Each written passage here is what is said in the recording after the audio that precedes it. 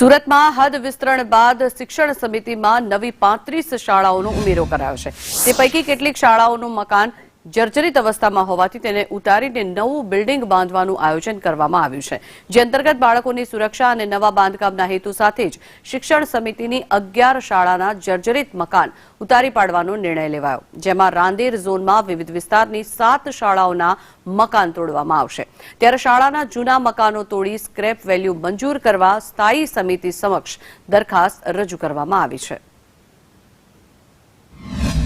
એ મકાનોના બાંધકામ અને ટેન્ડરો અપાઈ ગયા હોવાથી એ મકાનો ઉતારીને સર્વ શિક્ષા અભિયાન હેઠળ નવા બાંધકામ કરવાના હોવાથી બાકીના જે 11 મકાનો હતા જર્જરિત થયેલા હતા તેને ઉતારીને ત્યાં પણ ઝડપી નવા મકાનો બની શકે એના માટે આ 11 મકાનો ઉતારી પાડવામાં આવ્યા। સુરત મહાનગરપાલિકાનું તંત્ર સફાળે જાગ્યું છે અને નગર પ્રાથમિક શિક્ષણ સમિતિ હેઠળ આવતી જર્જરિત શાળાઓને હવે ઉતારી પાડવાનું નક્કી કરવામાં આવ્યું છે।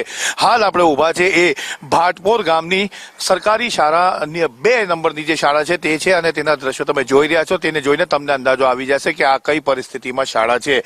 સારી વાત એ છે કે એના બાજુમાં બીજી એક ભાટપોર 2 પ્રાથમિક શાળા દેખાઈ રહી છે, જે એવી પરિસ્થિતિમાં છે કે હાલ ત્યાં શિક્ષણ બાળકો લઈ શકે કોઈ જોખમ નથી, પરંતુ જે મહત્વની વાતો જે સામે આવી છે કે હવે શાળાની જે જૂની જર્જરિત બિલ્ડિંગ ઊભું જે કરવામાં આવ્યું છે અને નવું બાંધકામ થઈ શકે એમ નથી, તેવી જર્જરિત બિલ્ડિંગ સત્તાવાળો તોડી પાડવાની વાત સામે આવી રહી છે। રાંદેર ઝોનમાં ભાટા ગામની પ્રાથમિક શાળા નંબર 392, ભાટપોરની 2 પ્રાથમિક શાળા સાથે 395, બેસાણની પ્રાથમિક શાળા 398, ઈચ્છાપોર 1 પ્રાથમિક શાળા 393, ઈચ્છાપોર 2 પ્રાથમિક શાળા 396, ઉગત ગામતળ પ્રાથમિક શાળા 163નું મકાન જર્જરિત હોય તોડી પાડવા સ્ક્રેપ વેલ્યુ 6,09,000 મંજૂર કરવાની દરખાસ્ત રજૂ થઈ ગઈ છે।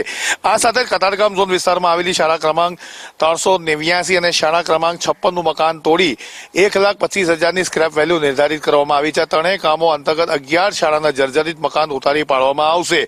મેં જેમ તમને કીધું, જૂનું મકાનનો તોડી સ્ક્રેપ વેલ્યુ મંજૂર કરવાની દરખાસ્ત તો થઈ ગઈ છે, પરંતુ આ દરખાસ્ત થયા બાદ ક્યારે કામ શરૂ થશે, ક્યારે આ શાળાઓ જર્જરિત છે તે ઉતારી પાડવામાં આવશે અને સાથે જ નવા ટેન્ડરિંગ પ્રક્રિયા ક્યારે થશે અને નવી શાળા ક્યારે બનશે એના ઉપર પણ નજર રાખવી પડશે, કારણ કે હાલ તો 11 શાળા જે જર્જરિત છે તેને ઉતારી પાડવાની વાત છે। કેમેરા પર્સન અજીત પટેલ સાથે આઝમ સાલે, સંદેશ ન્યૂઝ, સુરત।